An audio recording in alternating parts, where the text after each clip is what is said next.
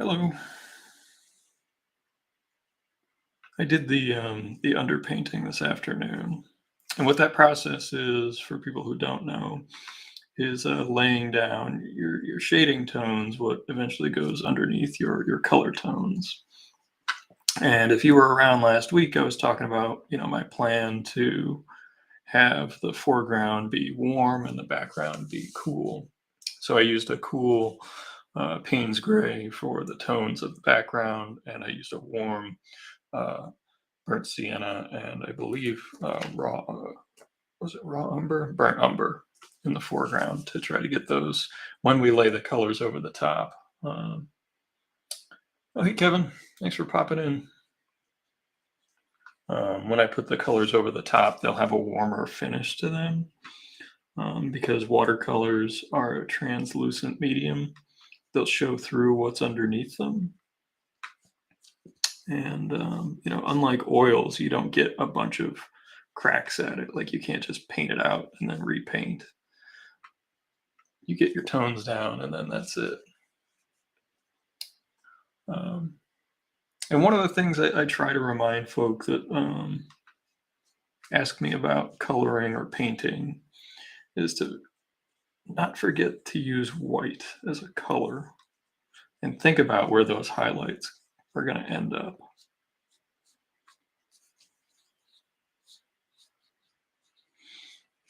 This is a very cheap brush. I think this was like a $2 brush, but it's the perfect size. I love it. I've been using it. I've gotten more mileage out of this one brush than I've gotten out of one cheap brush than I've gotten out of a lot of expensive brushes.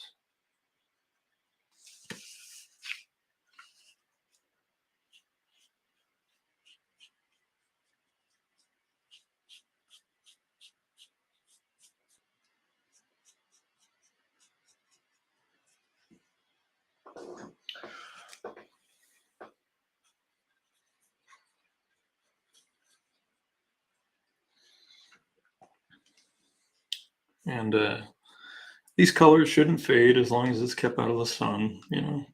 Direct sunlight will make anything fade pretty much.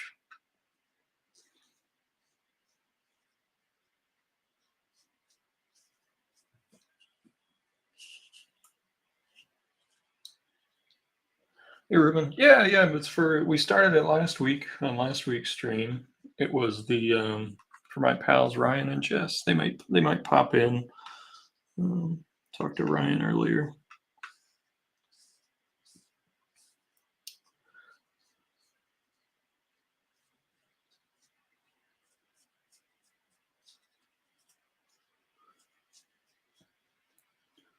I don't think I've done any coloring on the stream.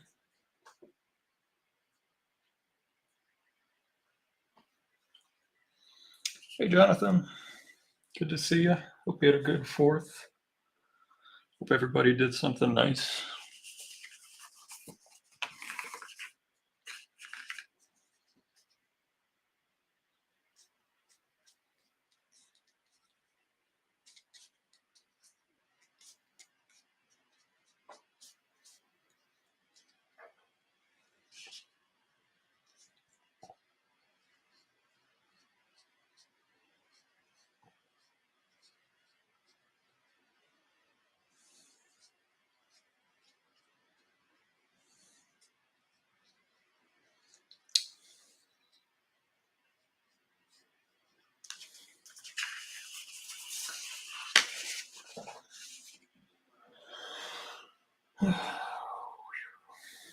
If you want to see my palette, behind the scenes stuff, I have a messy palette, but that's how I work.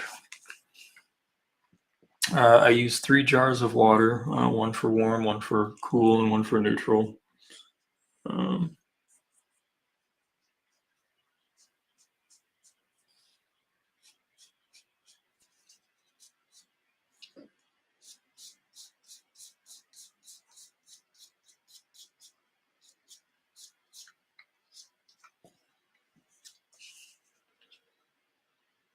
The fireworks are mostly blocked by the buildings, but I can see the ones that go up high, and unfortunately, I can see and hear all the ones that my annoying neighbors shoot off um, in the neighborhood. Like not even in the park, just across the street, which would make sense for safety. But yeah, like right between the houses, they were firing them off. They do it every year, and it's uh, it's maddening.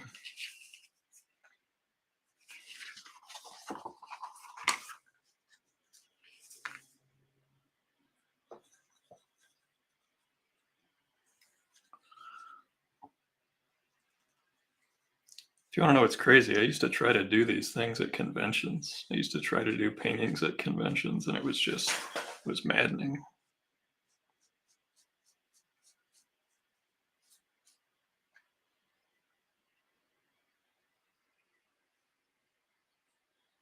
They do not. Penny does okay with them, but like, no pets like him. Like he doesn't go running for the hills, but he definitely knows what's going on, and he'd prefer it wasn't going on. Oh, thanks very much, Jessica. Hey, Desiree. Trying to make it worth the wait, and you guys have always been a big supporter of me, and make sure it comes out good for you, or at least as well as I can muster.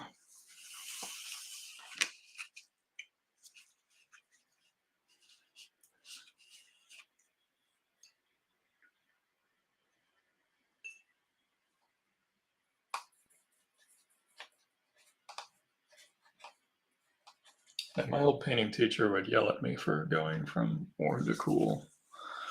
Um, but because it's really just an accent color on Spider-Man.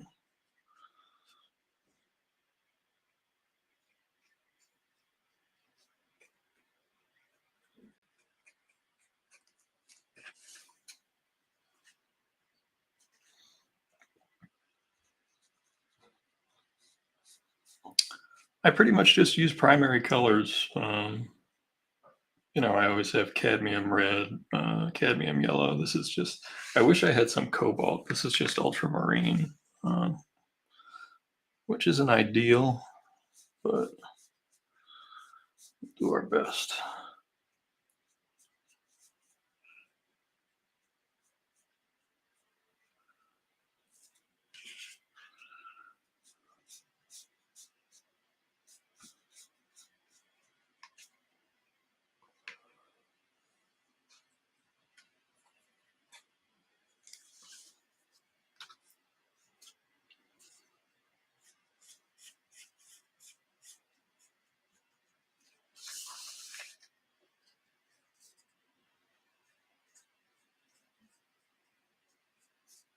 I'm gonna have to make a little bit of neutral gray for the bottom of his foot.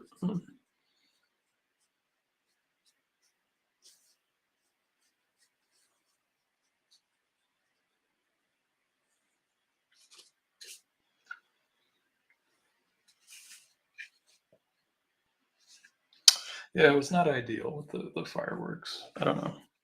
People love them, and I don't know.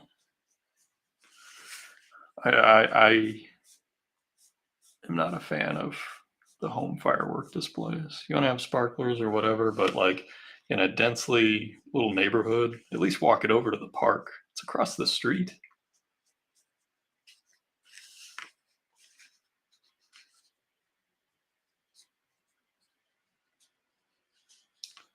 It's safer. It's more. I would think it'd be more fun, but hey, what do I know? I'm just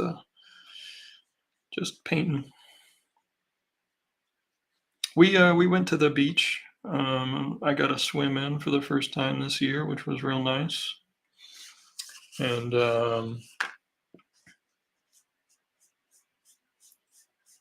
what else did we do? We watched John Carpenter movies. I saw Dark Star, Desiree. That was a weird little movie. It was fun, but it was a weird movie. And we watched. What else did we watch? Camille had never seen Big Trouble in Little China all the way through, so we watched that.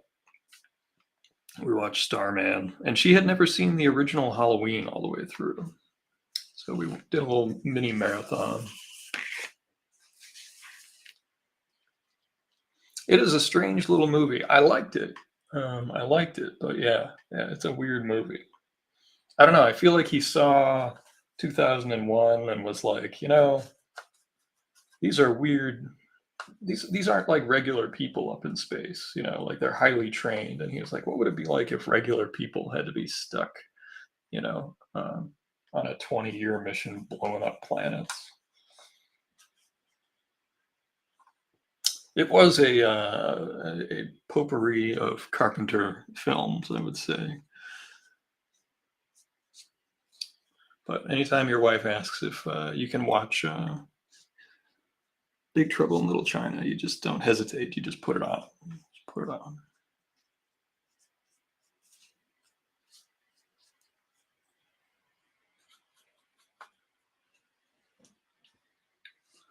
And we both enjoy. I hadn't seen Starman in, I don't know, 20 years. I enjoyed watching it. Karen Allen's great in it. Jeff Bridges, young, handsome Jeff Bridges. Not saying he's not handsome now. I'm just saying he was young then.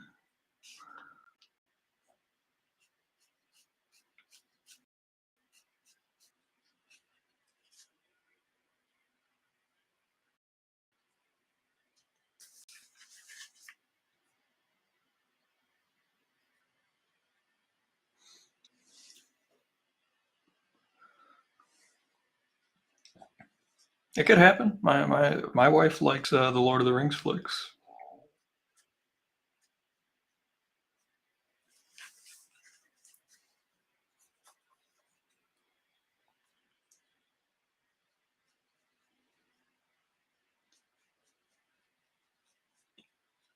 Or red.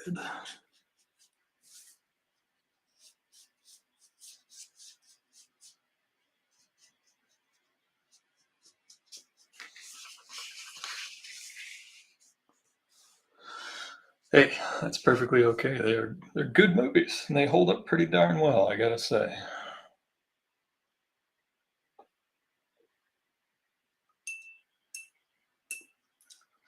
Surprisingly well, for big budget, flicks that have a lot of special effects. You never know. It's tough for those movies to hold up.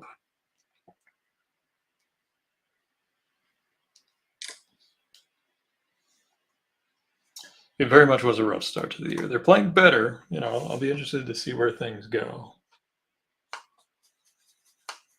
Now for Iron Man, I'm going to use more cadmium red medium than the Alzerian crimson, just so that the reds are slightly different.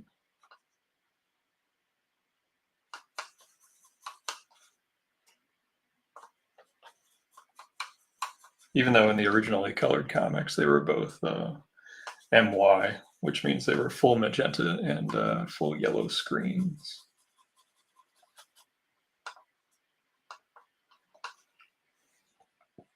Yeah, I did. I learned how to do the old coloring setups, which was fun.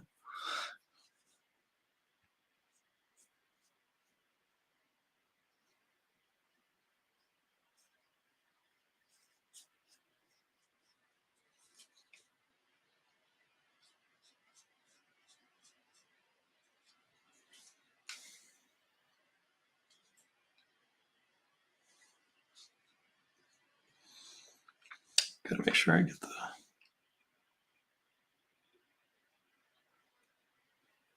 coloring right.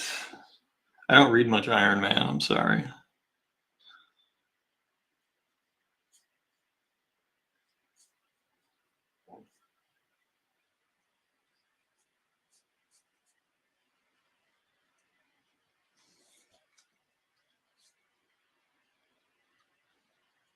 Did I get your DM?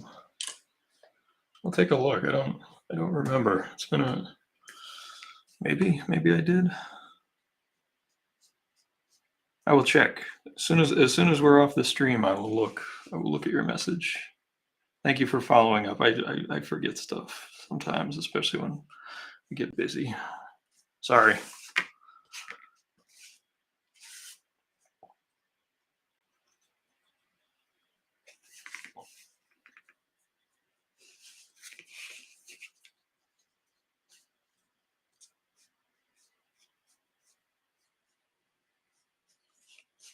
And don't worry, I won't use the hair dryer on the stream if I need to hair dry or anything.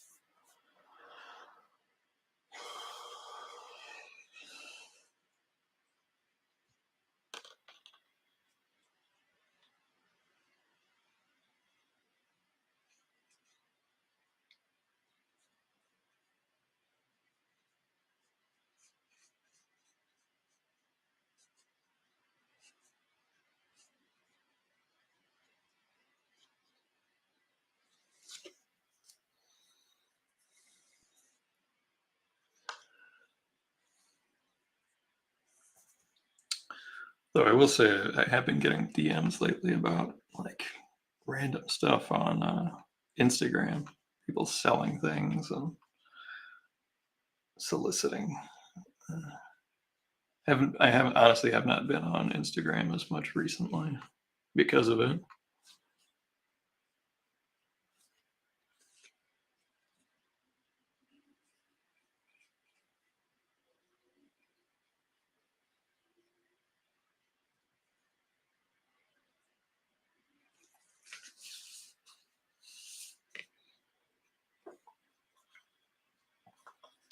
Now, because of all the red that's in the foreground,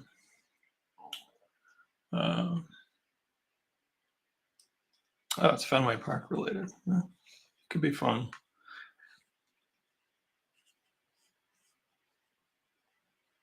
I did have a family contact me after we did that Wally comic who wanted their whole family painted like the character as if they were a character in Wally because it was a very stylized book. Um, which that was a little tough because they're really simplified, so it's really tough to make sure you get enough of the essence of who you're trying to portray. It's kind of like when everybody gets turned into Simpsons characters.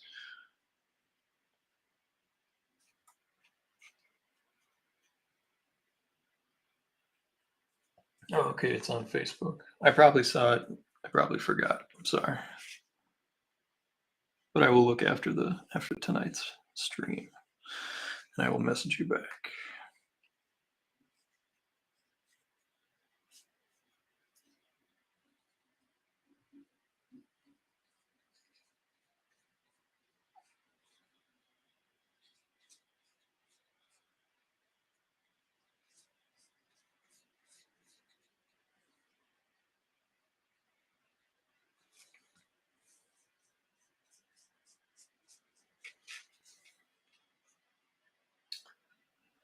It can. It definitely can, especially if people aren't good sports about it. But those folks that did that commission were good sports. They were nice about it. They knew from the jump that it was going to be, oh, this is super stylized. And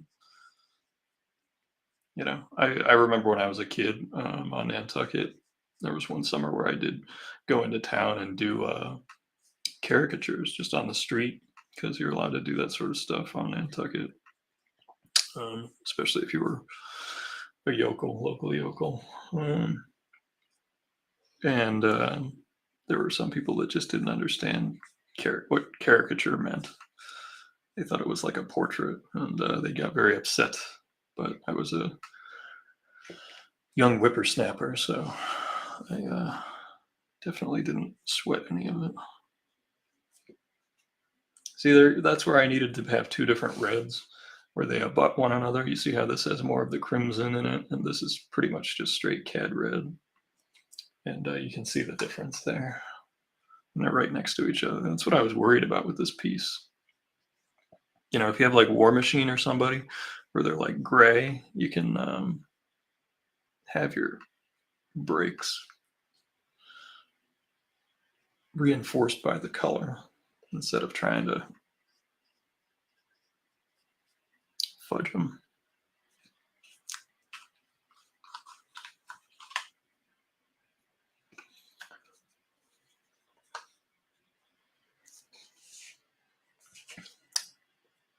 I'm actually going to do an olive green sky, so I'm going to ask you to bear with me and trust me, just because of all the red that's in this thing.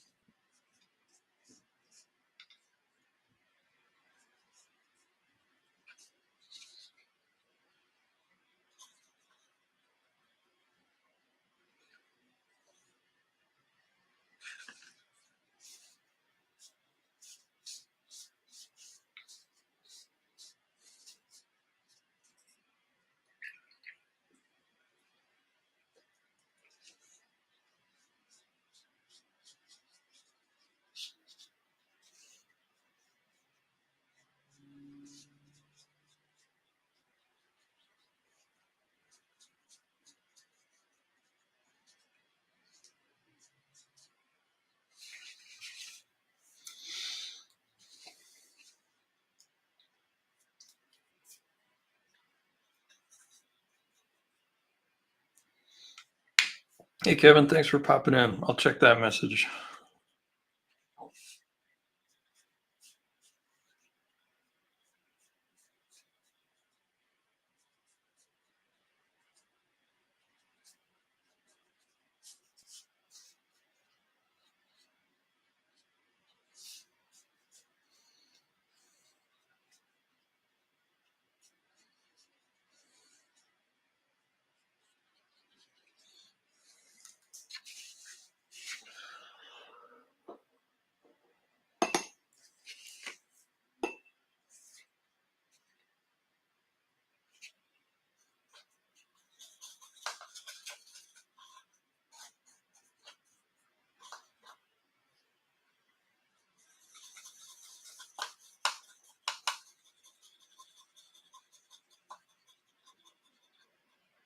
Oh, I have a cobalt blue.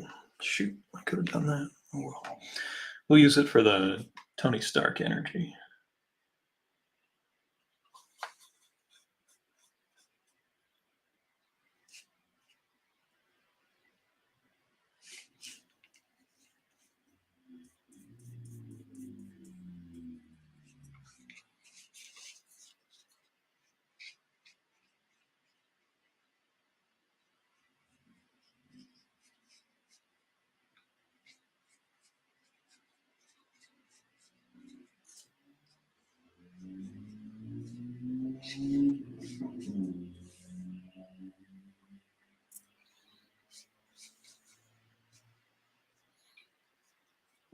I do a fair amount of color mixing on the paper too, if you notice.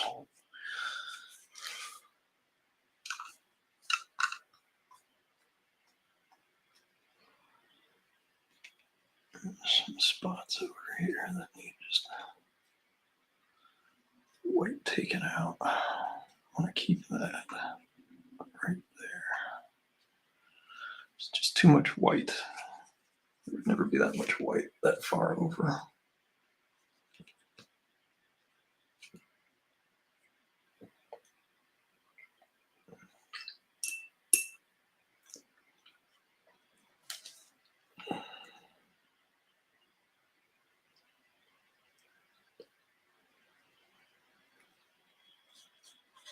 Random detail, like his thumbs are yellow.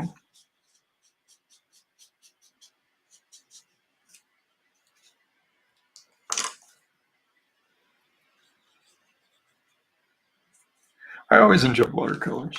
I always like them more than doing markers. They made more sense. Mixing colors makes more sense to me when it's liquid instead of just layering.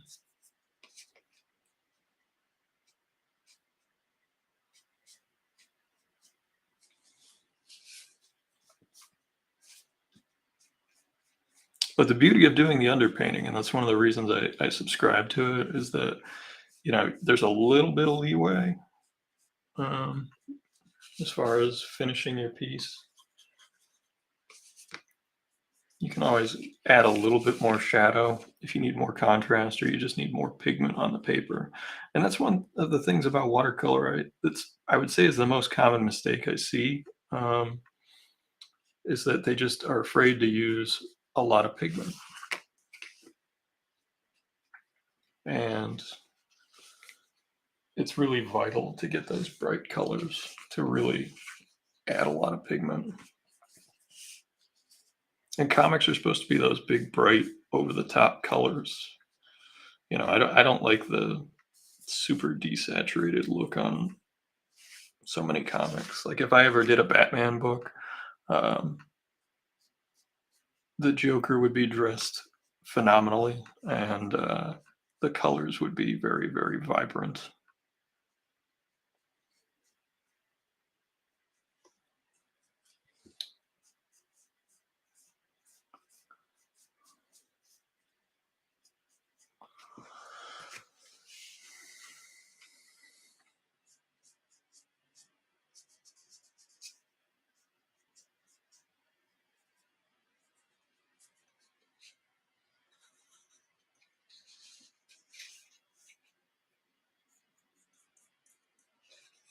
Because even this, you see how faded that brown is. That's a burnt sienna basically tone.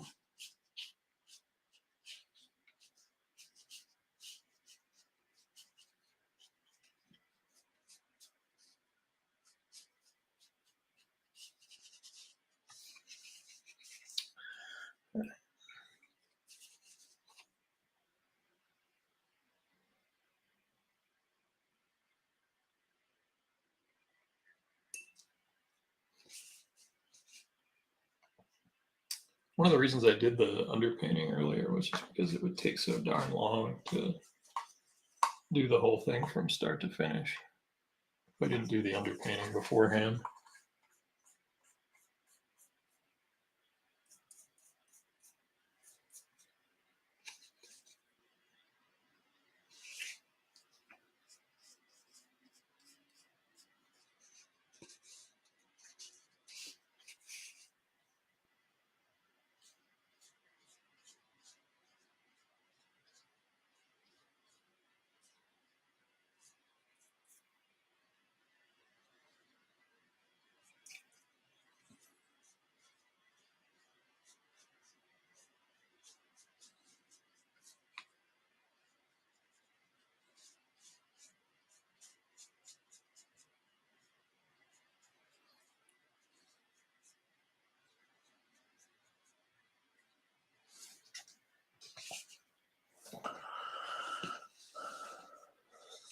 And I plan to go back in and add some white spots and stuff at the end.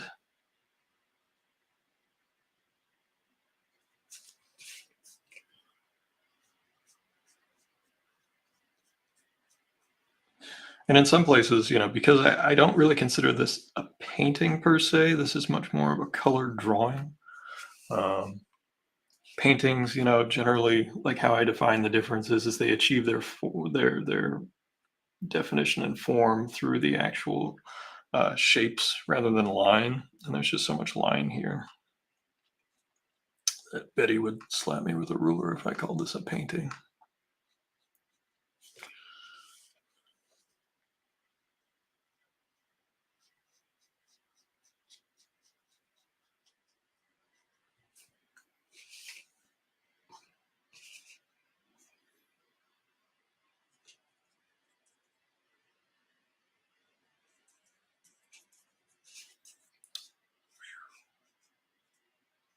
Yeah, I used to do these at shows. I was a crazy person. They didn't come out so great because I was just rushing.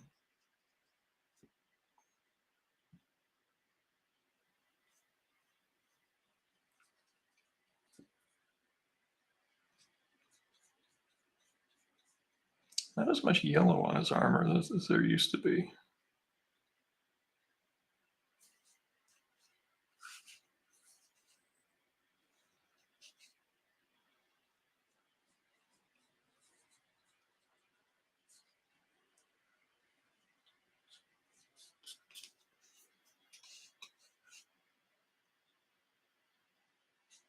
Oh, thank you.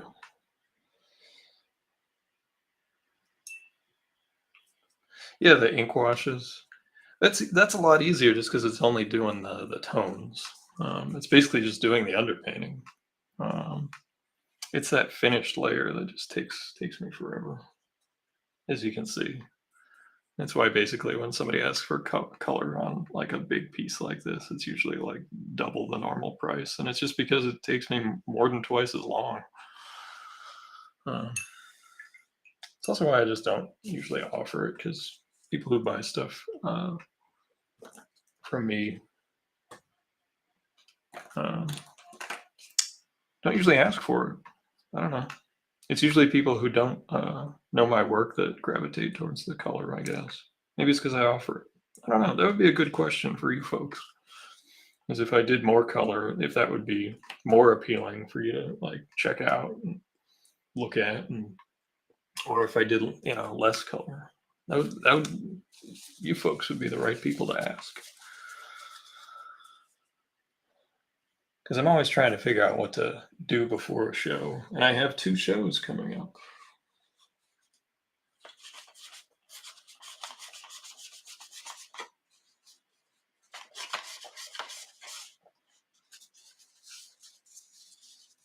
I have fun with those washes though. Those are just like I can relax and just let them rip.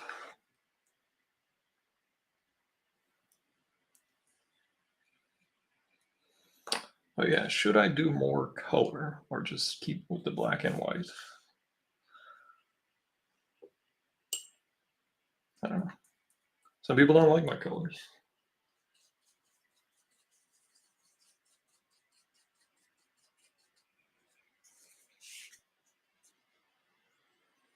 Oops. I did a big Thor piece for a friend of mine last year.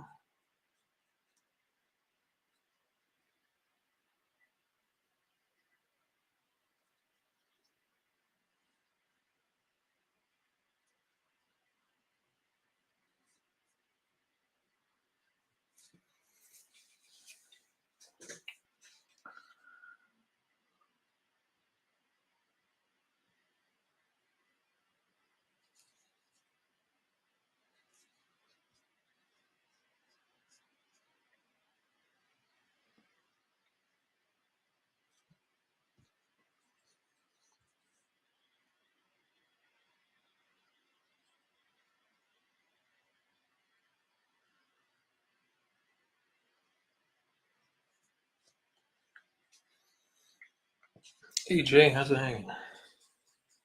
Thanks for popping in. I know you've been dealing with a lot of work stuff lately. So, did you find out if you're doing Plastic City?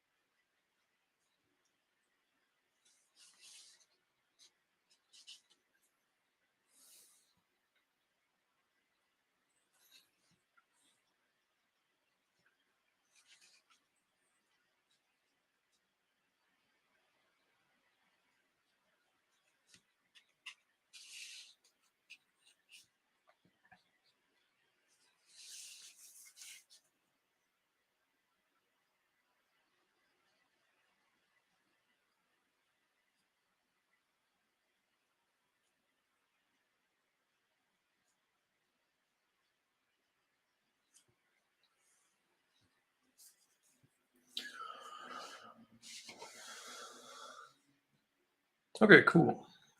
Yeah, that'll be fun. Plastic City at Fitchburg. Jonathan, you going to that one? You gonna go buy some comics? Paul Pelletier is gonna be there. I'm pretty psyched. Bring some Aquaman comics for him to sign. See if he's got any pages for sale.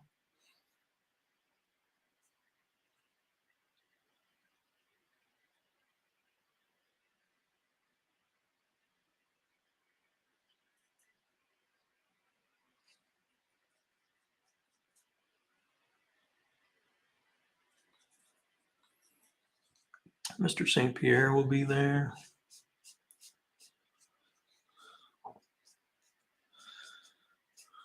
actually owe him some work on his website. I told him I'd help him out with his website.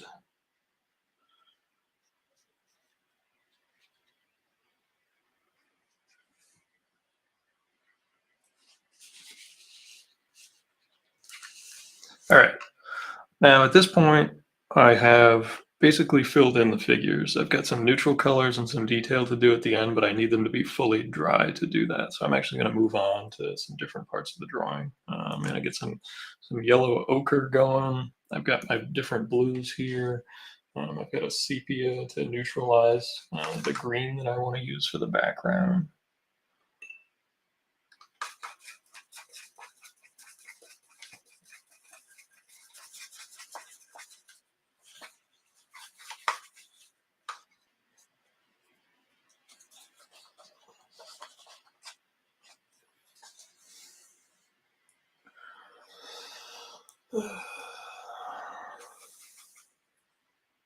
It's going to be a cool, neutral to cool green. Yeah, I am driving up. It's next weekend. If you want to ride along, I can pick you up. You'd be stuck there all day, but you know that.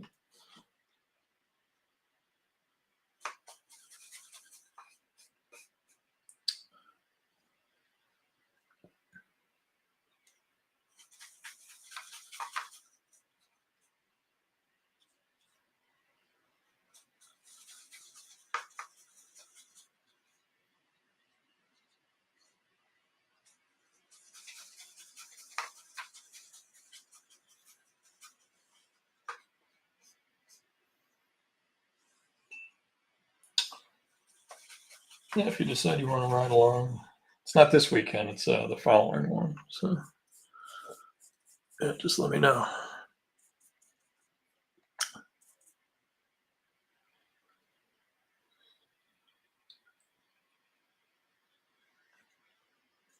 Well, I understand you're a comic fan, so like for you, I'm used to not necessarily all comic fans wanting to ride along. So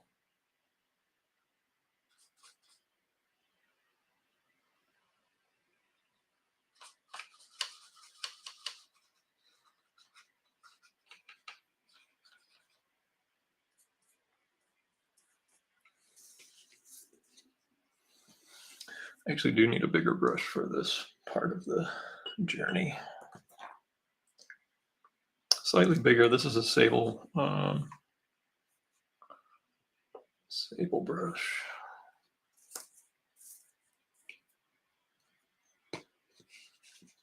Once you see, now that you have the red, I'm hoping that once you see the just slight green tone I want to put on this, just a little bit, not a lot, just a little. There we go. As it mixes with that gray, that Payne's gray, it's going to be just nice.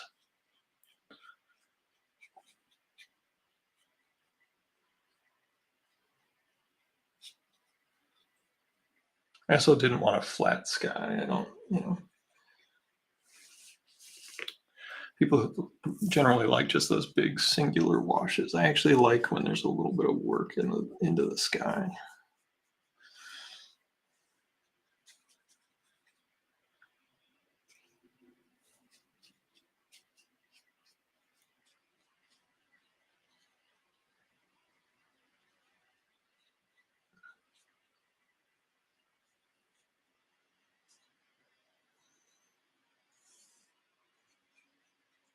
I don't even think you can see the green on the camera. It's very subtle.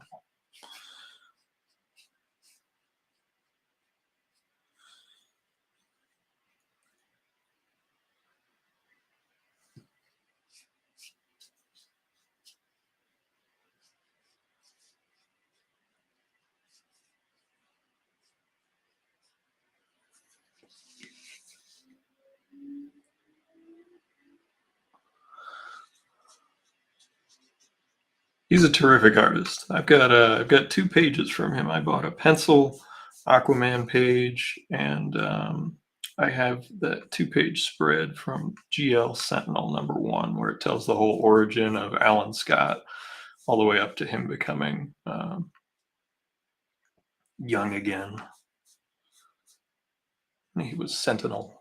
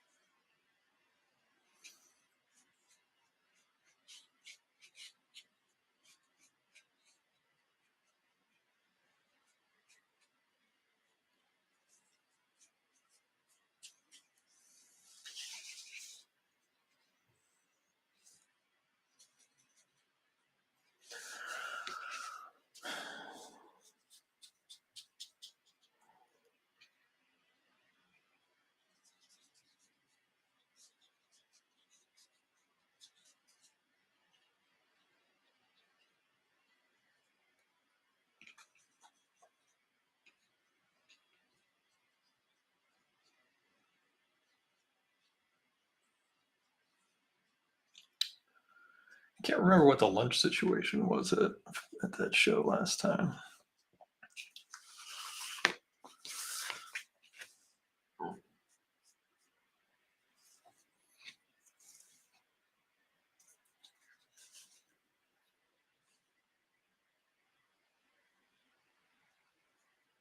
Yeah, I know you gotten some stuff from him before. I mean, he's good artist, always has good prices.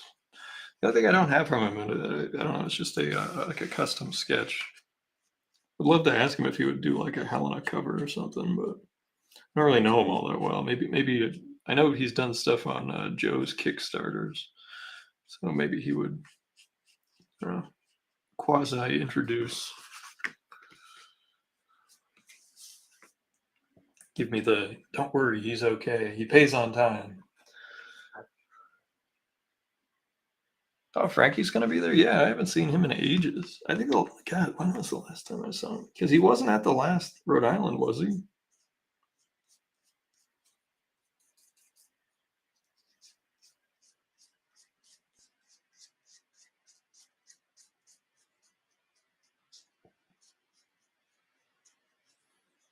I heard from Roger not that long ago, Roger Andrews. We were talking about maybe doing a gig together, but it was for like a comic insert of something. I don't know. I asked one question and I never heard back from him. It's just whether or not like there was any breathing room for the story.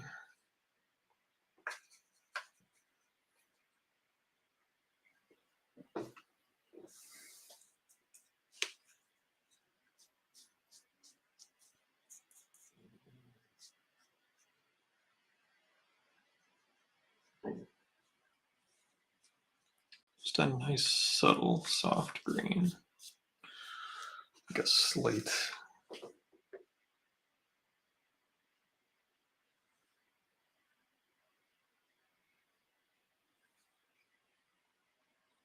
And we'll have some fun with the whipping. Everything that's going on here.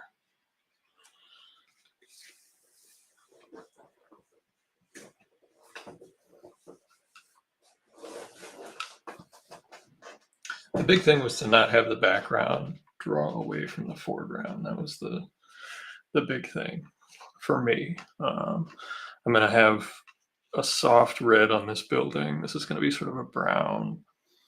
There's going to be a little bit of like a continuation of fill this in. You can see the green a little better there. Maybe as it dries, you'll be able to see it better.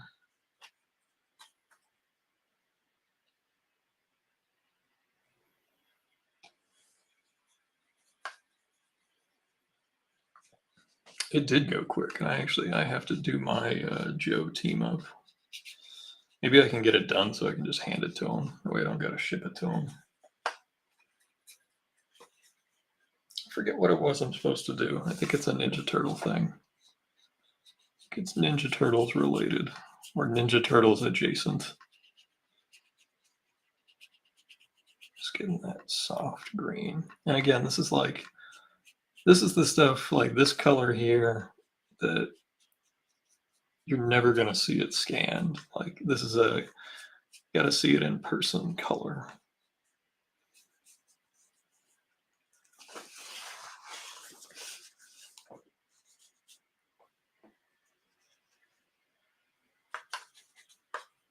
But yeah, maybe Joe will introduce me quasi.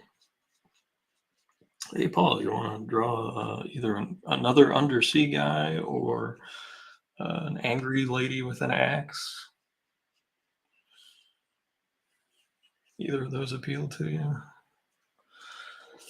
I'll pay a fair rate, and I won't be a pain, I promise.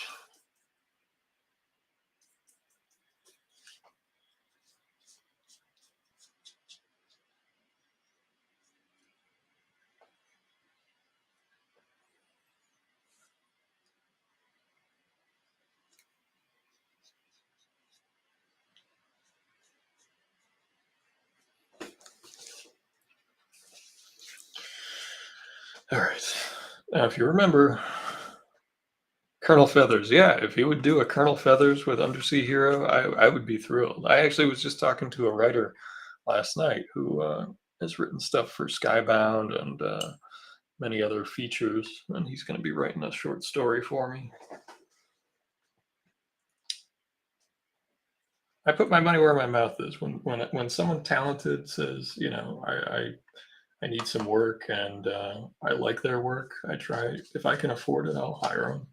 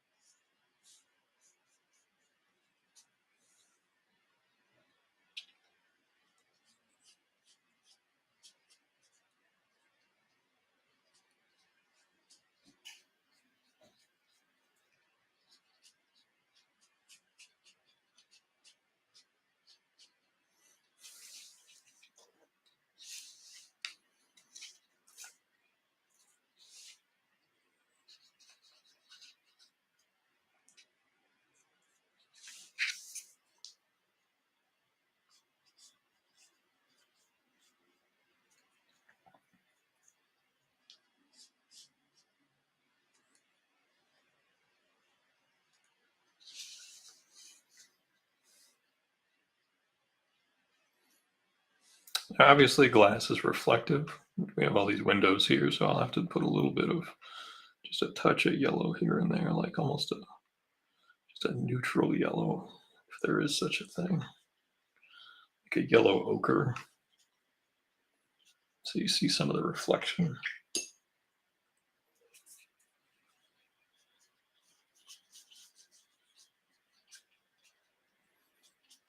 Now, the reason you're seeing the line art end and then the color continues is because at the very end, what I'm going to do is take white paint and make like a mist that's coming between the buildings.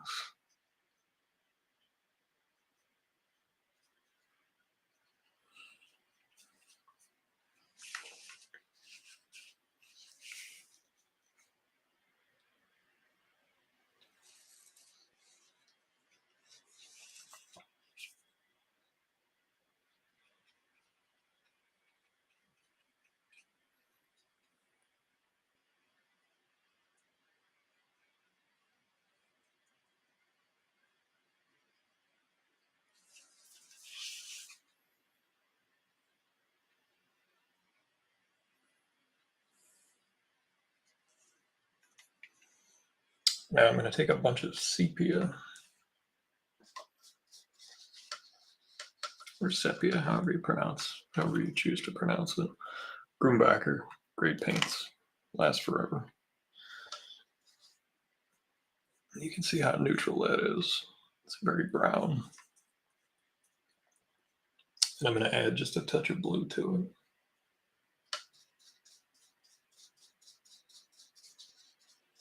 it. I want it to be a little cooler. I don't want it to be quite as warm. See how that's just a touch cooler? Just a little bit more. A little more.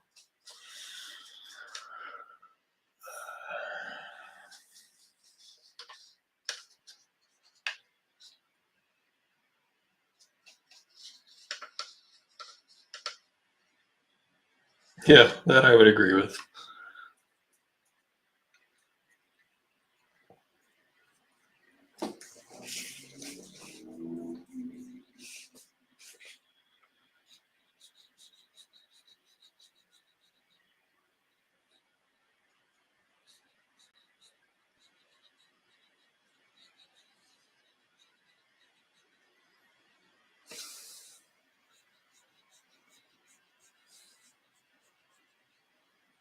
Now the sepia is mixing with the Payne's gray on the paper, so it'll stay a little bit cooler. Even though I added that blue, it should be even cooler and push it further back.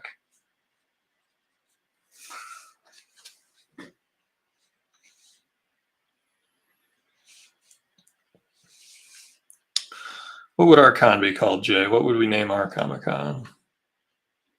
Free lunch and comics? I don't know.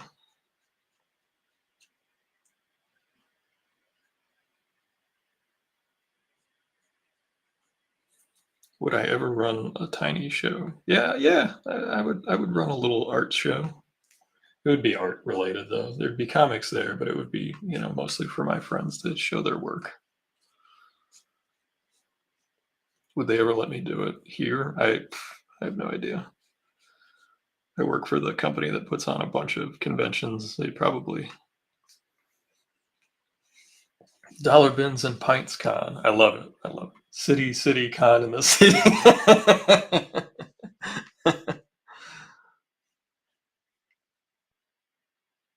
See, my comic book store, were it ever to come to life, I don't think I would ever open a store anymore. But my idea was to be open in the morning and in the evening and have coffee in the morning, comics all day and all night, and have beer in the evening. And it would be called Brouhaha. But hey.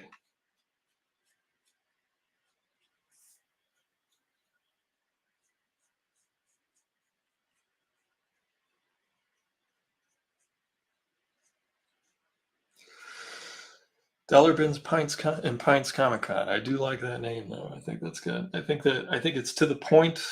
It follows my like keep it simple mentality. Like live drawing is the name of what I do.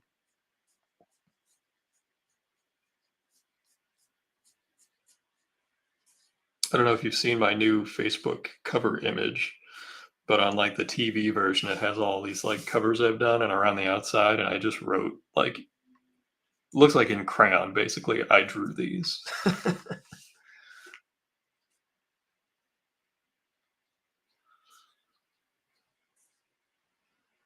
No, I don't tape the paper down because if you are covering the whole paper as it dries, it'll actually flatten itself out to a certain degree.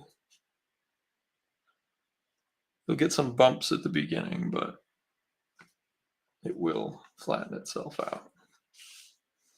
And you can see how faded I've kept the background, and that's been intentional because I want this to be very much focused on these guys. And I'm going to put a little bit of yellow and warm up the face of these lower buildings, but that's it. And maybe a little bit in the windows, but I want it to be pushing back on the depth. At least that's the idea.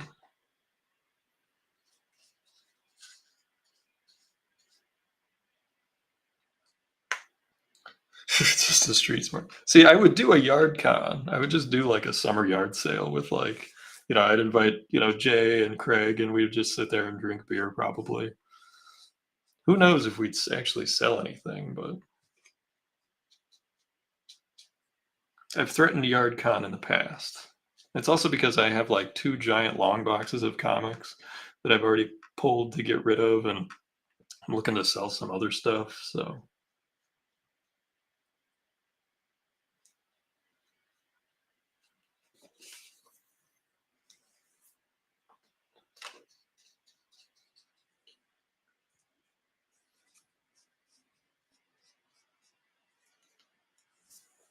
yeah, maybe that would be maybe Jonathan, that would be one of the prerequisites. If you want to set up as a comic vendor, you have to have at least $1 bin at your table.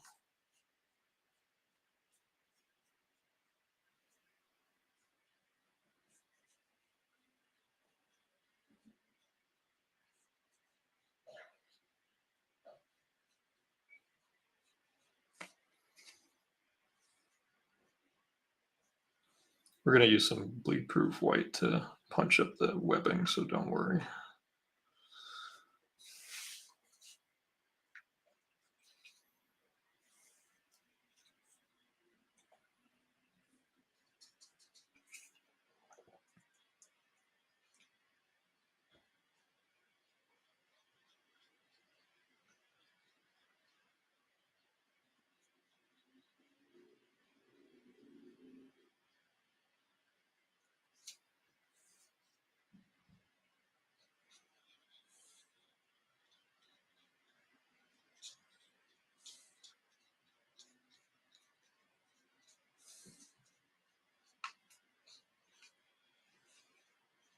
Yeah, if you have a 50-cent bin, you get $5 off your table.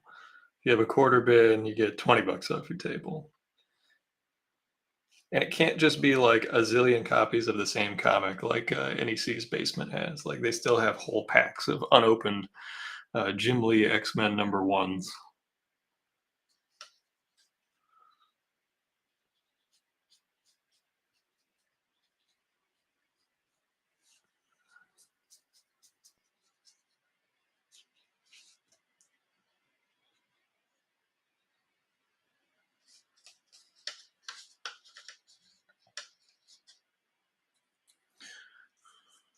No print walls. We've got dollar bins.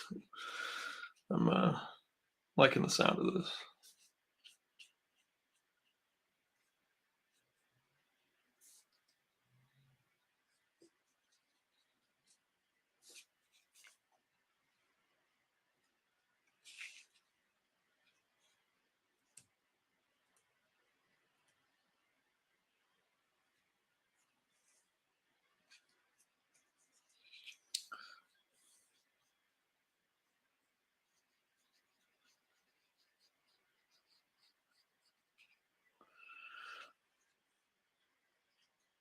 This is that neutral gray that I mixed. I'm actually going to be using it on the bottom of Spidey's foot and on his lenses there, I think. Oh, if it was YardCon, there would absolutely be a grill in operation for sure.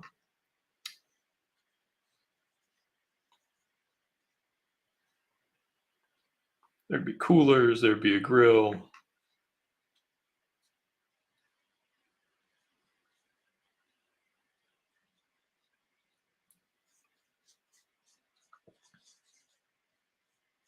You want to be a vendor, Jonathan? You got a box of books you want to get rid of? You want to be the first vendor of YardCon?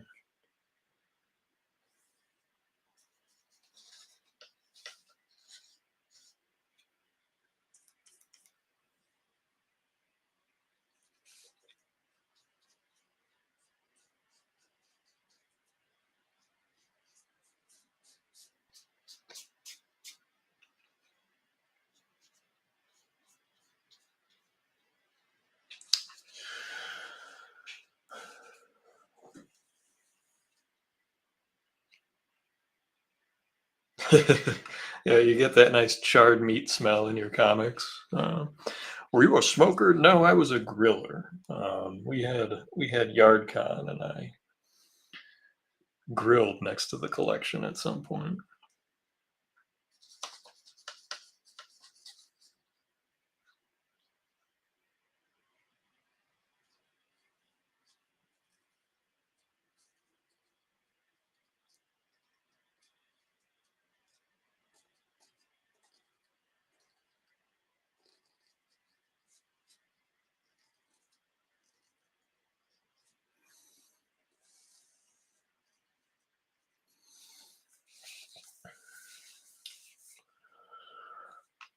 And I add a little bit of bleed proof white on top of that, so don't worry. I just needed to get the shadows in there so that we could finish that off.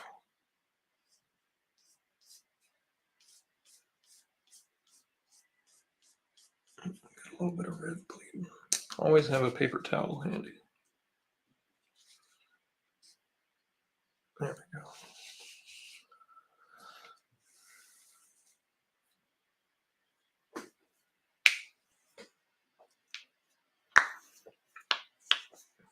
I think YardCon is coming together.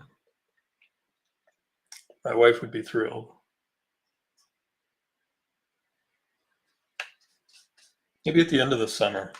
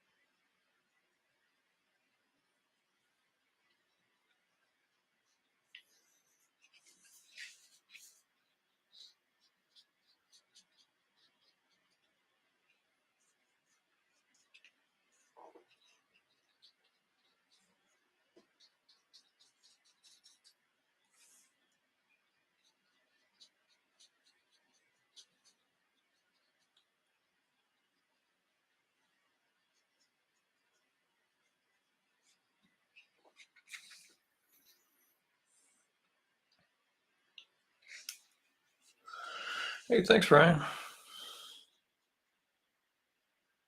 Glad you dig it.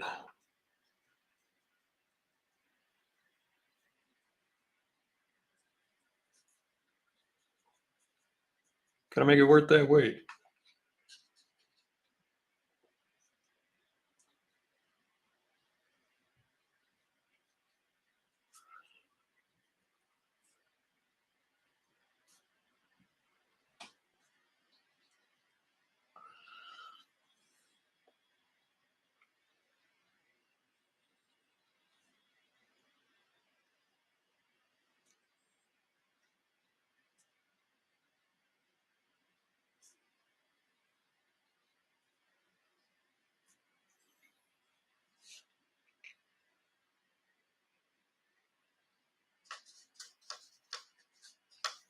You have a good collection, man. I'm just trying to live up to the rest of it.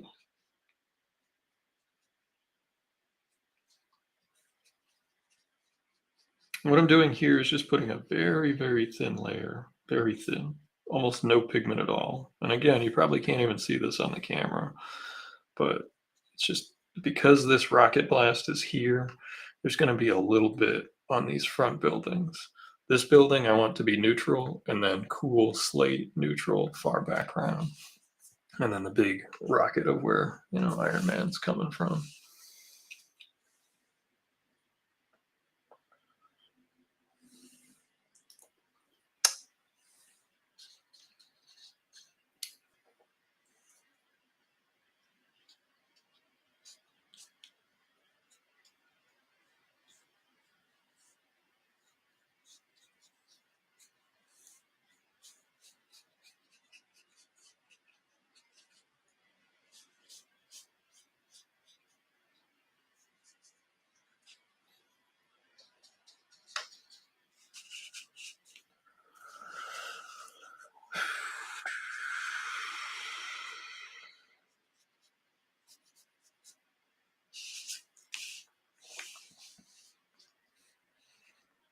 And then this is, here's your little cameo of the Daily Bugle. I don't think you can draw a Spider-Man web slinging without a Daily Bugle billboard in the background.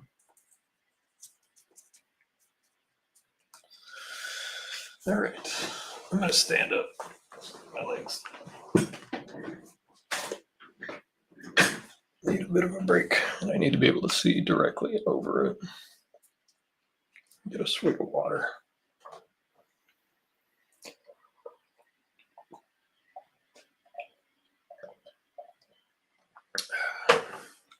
Okay, well, I think we've reached the point where we've got to start doing some of our finer little details.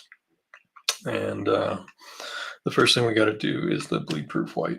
And this is actually a fun little effect. So hopefully, I haven't done it in a little while, so hopefully it works still. This is also why you keep 3 different basins of water, because this is actually an opaque medium. It's a paint that goes on the surface. It doesn't get absorbed into the paper at all. Where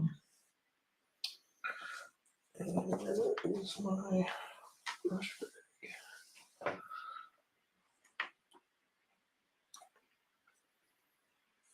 Did I not bring my brush bag? Ugh.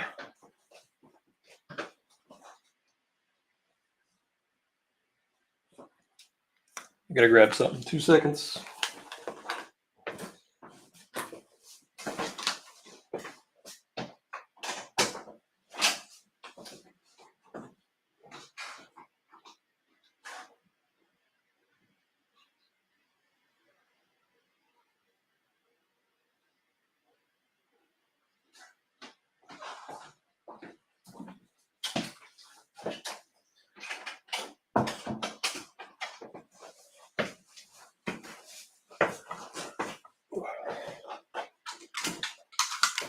Left my brush bag in the other room.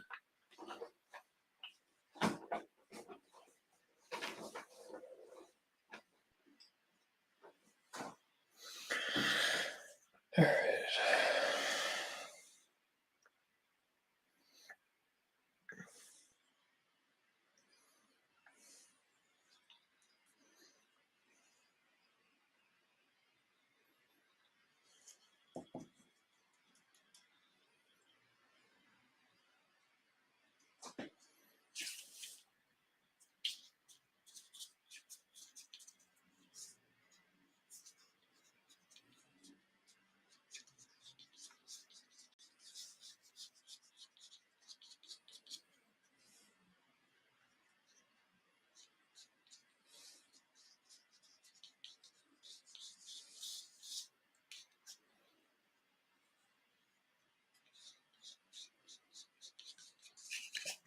Now you see, what you do is you build it up a little bit at a time. Put some on there, add a little water, pull it back. You can pull it down, build it up. And it's actually best to, and your mileage may vary, but I actually find it's best to use your finger because it gets a smoother finish. It's more mist-like.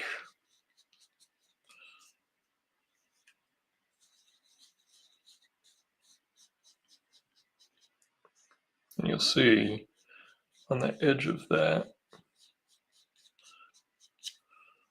where the line art ends, it'll look like it's fading into the mist, like a cloud.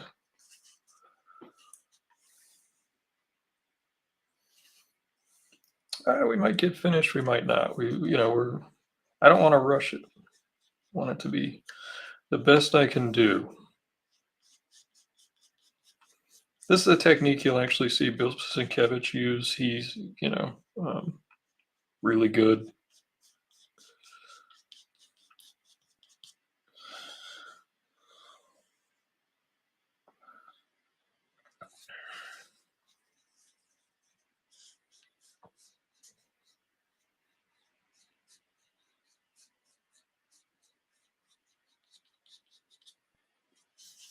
Just build it up. But it has dimension.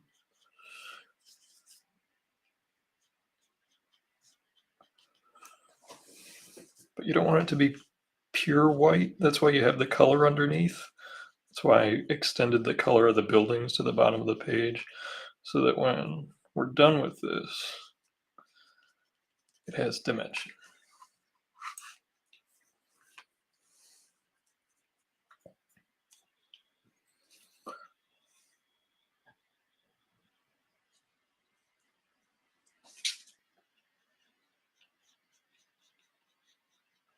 Now, there is a danger to this technique.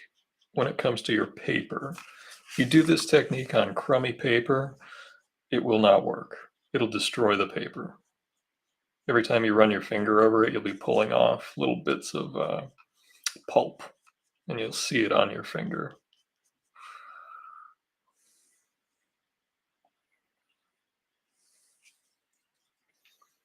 And see, mist doesn't just sit in one place. It comes up.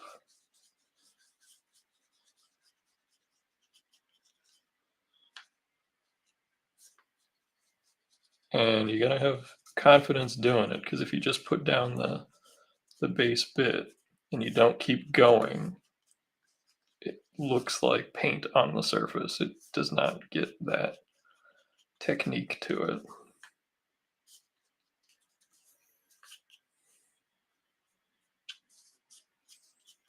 You know, this is the kind of thing that if you were doing this digitally, it would take seconds. You could do it in seconds. You use like a translucent soft brush, and you can do it in like 4 clicks. But traditional painting takes more work.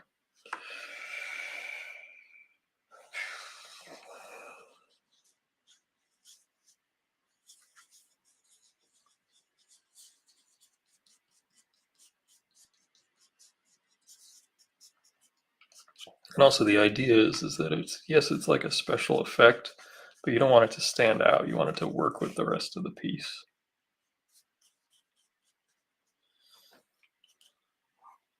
That was a mistake I made a lot when I was younger. If I did a special effect like this, I would be like, oh, look at this effect, and I would be more trying to show you how clever the effect was rather than incorporating it into the piece.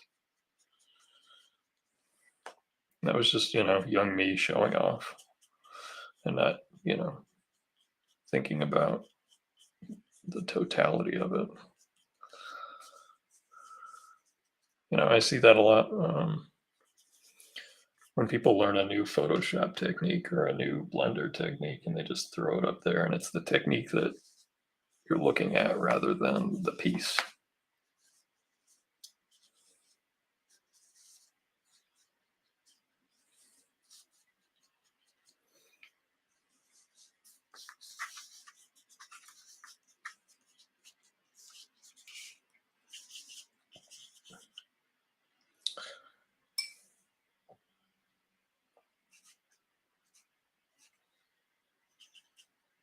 It's interesting when I look at the piece on camera, you're losing some of the midtones that are in here, which is interesting. Like there's blue and yellow and brown all through this, all through the mist. And on the camera, what I see is just kind of like a fluffy, fudgy look.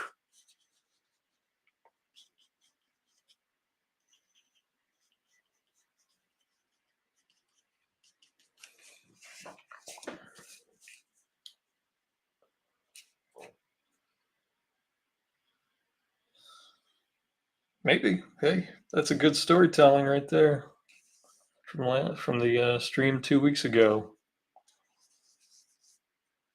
See, what I'm going to be able to start doing now is if now that you've got the storytelling down, when you're stuck with me at a show all day, um, I'll be able to be like, hey, Jonathan, what's a quick story for this person asked for so and so, and I don't know anything about them.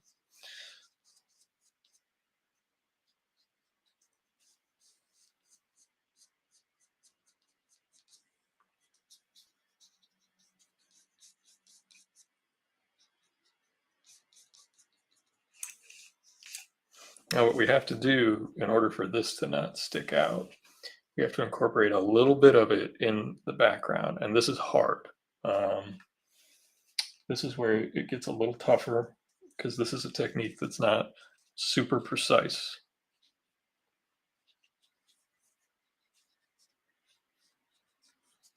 But my plan was to hopefully have some go right up the back here. Hey, art chemist, how you doing? Thanks for popping in.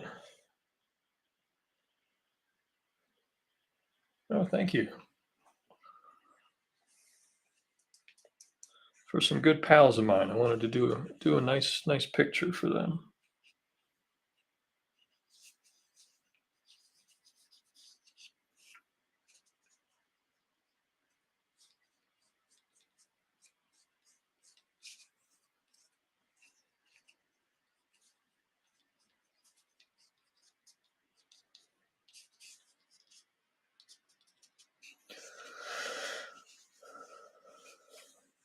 Hey, if you're down, I'm down.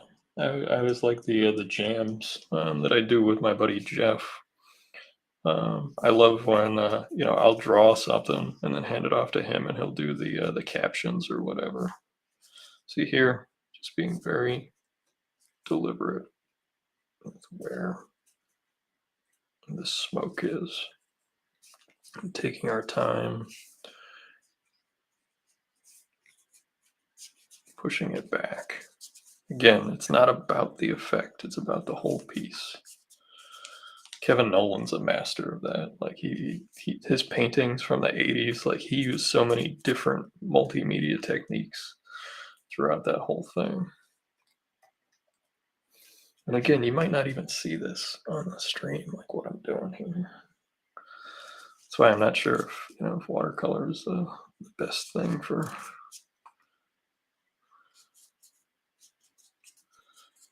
the stream.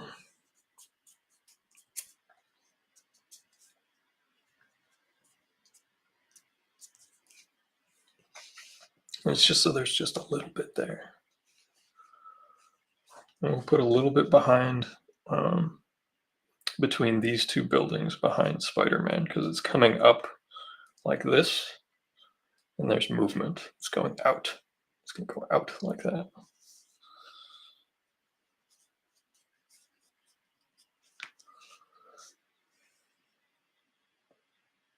Oh, thanks very much, Michael DeFonte. What kind of paper am I using? This is just your typical Strathmore Bristol. I don't have any fancy paper for this one. It's more of a color drawing. We started with a basic underpainting where the foreground figures were done with a warm underpainting with like burnt sienna and burnt umber. And then the background was done with cool underpainting with Payne's gray, pretty much just straight Payne's gray. A little bit of sepia here and there to neutralize things, but really that's the mix. That's the sauce so far. Right now I'm using some bleed proof white for just some extra texture and some smoke and some mist between the buildings. I wanted it to be like a foggy day um, in New York.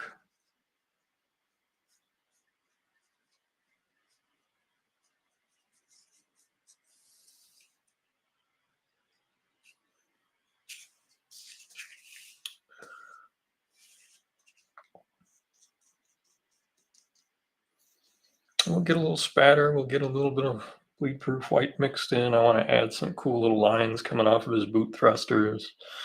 Yeah, we're in good shape. It's 9:30. I think we got a shot to finish this thing tonight. I'd like to be done by 10 because I put in a full day before this, and I'm sure I'll noodle a little bit, you know, on some detail after. But I think we'll get close.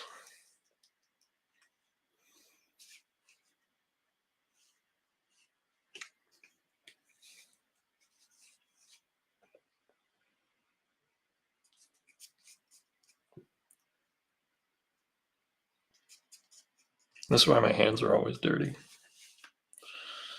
I think that's maybe just a little bit more right there. So you're sure you want to be sure that it's there. Like, oh, visually that clicks.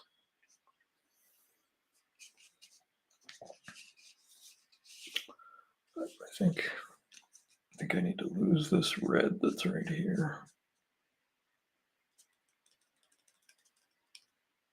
There we go.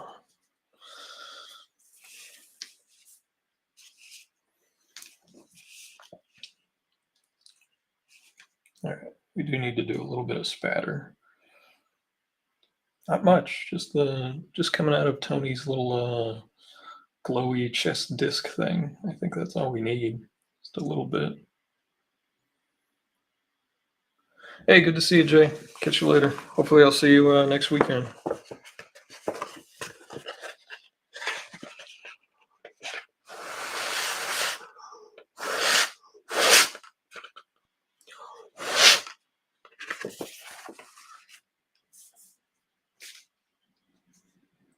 Just a little bit of spatter coming out of his chest piece there.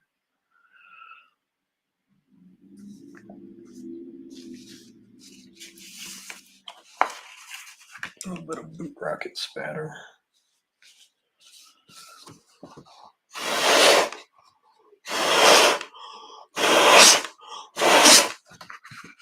The poor man's airbrush, as I always called it.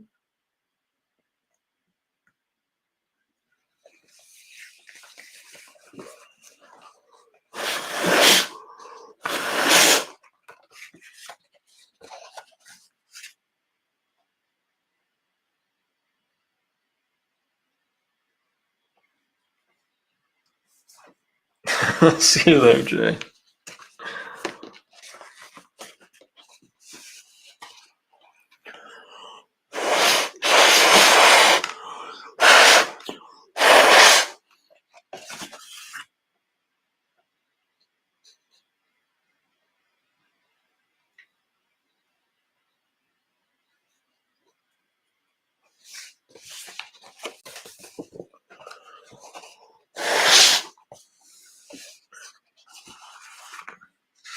Now, and when there's spatter over like that, what I can do is just wait till it dries and then just chip it off. It comes off pretty easy. Is there any other white? That's right. We got to do the windows. How can we forget all these beautiful windows that need little glimmers in them?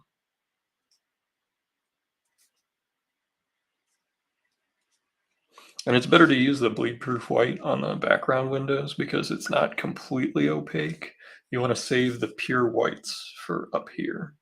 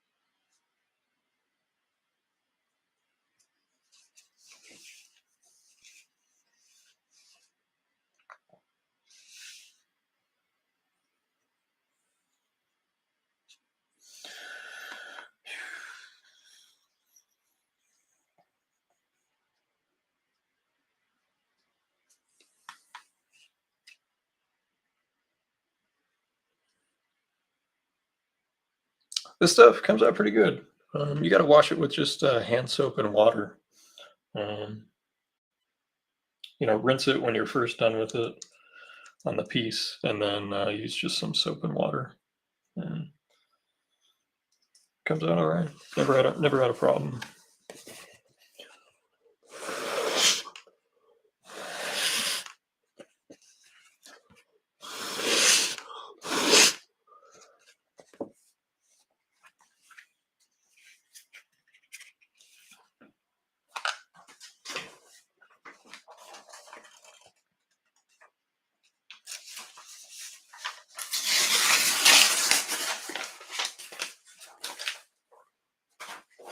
If you leave it out, if you let it dry, it is a pain in the butt. So you keep it wet and then rinse it, and then we're gonna make ourselves just a poor man's mask. Don't need much, just need a little bit.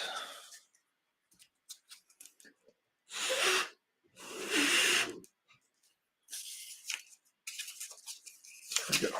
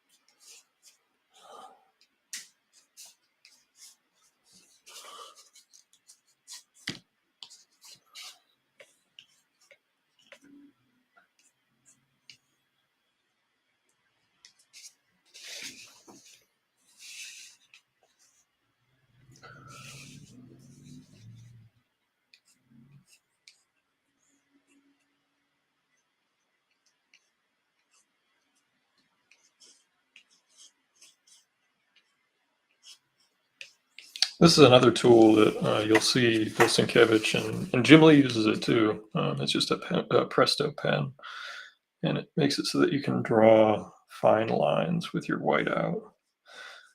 And it has a ballpoint actually.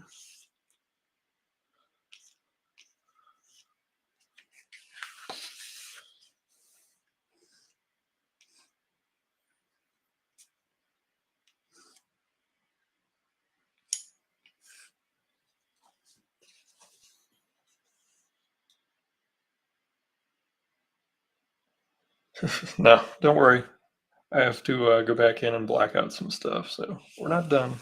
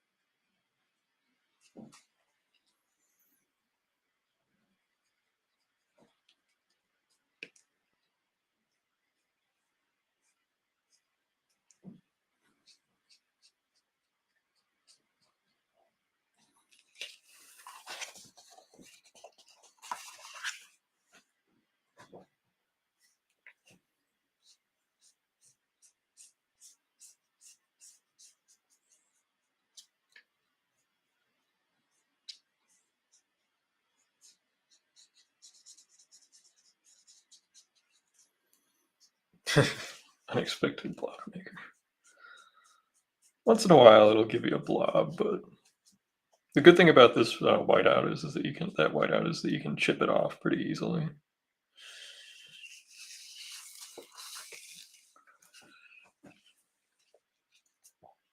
And one of the things that, again, like I try to do is have just in your range of values, also have different like levels of saturation and warmth in the darkest areas of the piece. There's not just one flat tonality throughout the whole thing. There's varied tonalities in the dark spaces and in the light spaces. Like there's areas that are white, there's areas that are more yellow, there's more blue. Um, and that's just how I like to operate on a painting or a colored piece.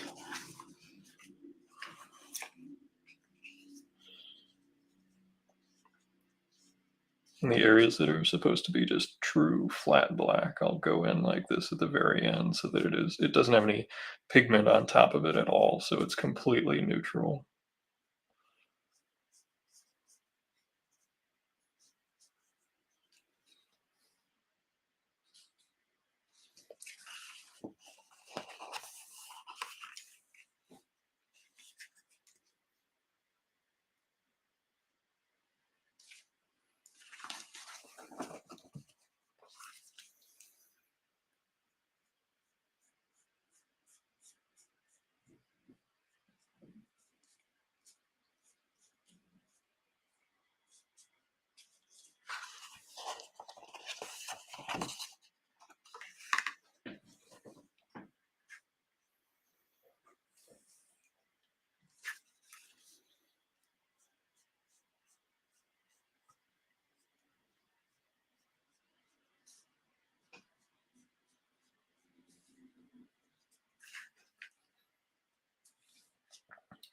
Doug, I know I owe you a message too, so once I sign off here, I'll shoot you a note.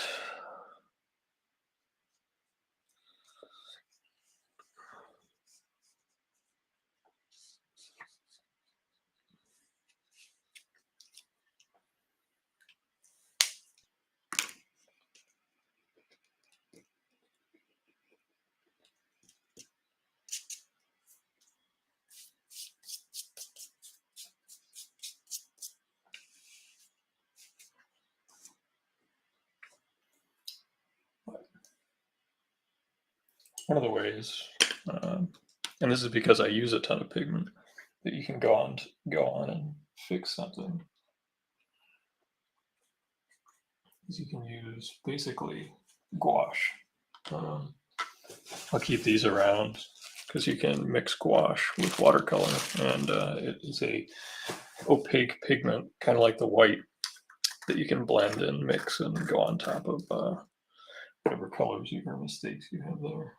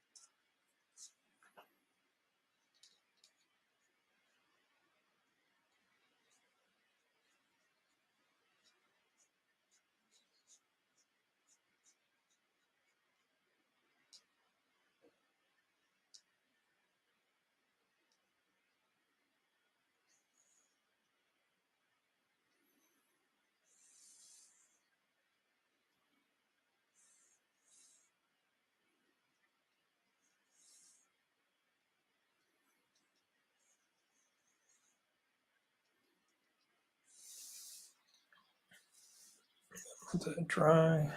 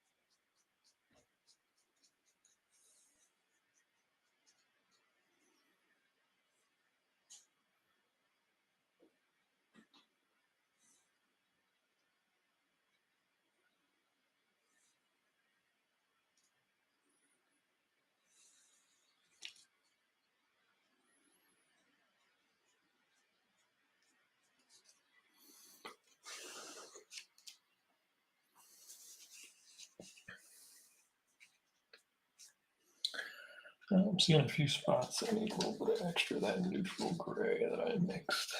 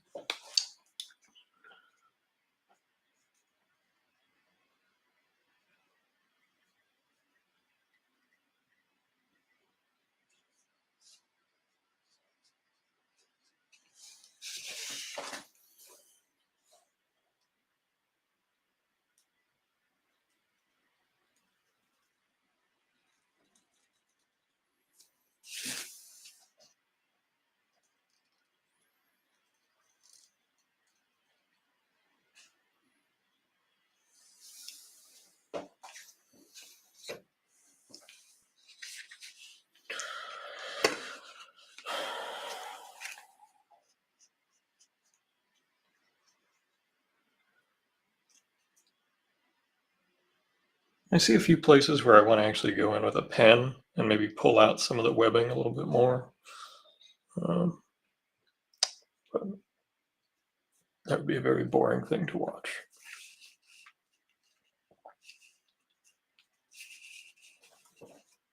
Let's see if we can get a wide shot at it. See what we think.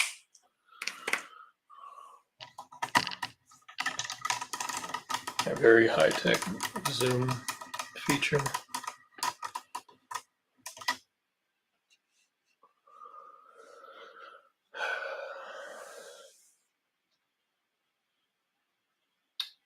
I think we're pretty much done.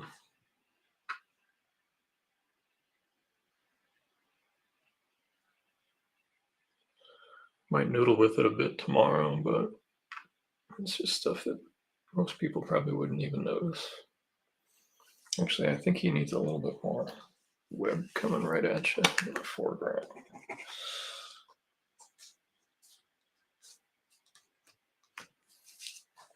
There we go.